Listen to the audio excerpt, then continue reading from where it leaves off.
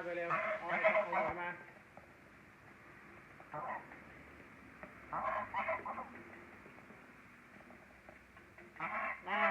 ได้ตัวไหน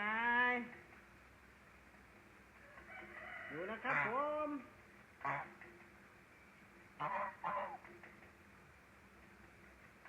เท่าไหร่โมบอกไอ้เอา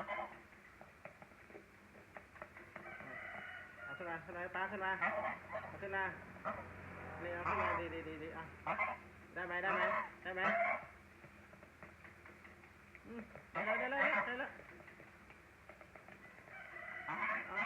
เอาดีเอาดี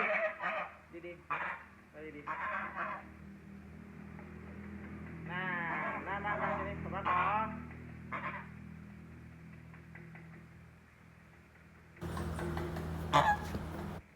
เจ็ด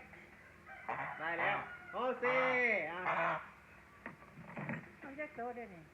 เอาตั้งตัวแรกกันนะมันเห็นหลายเสีย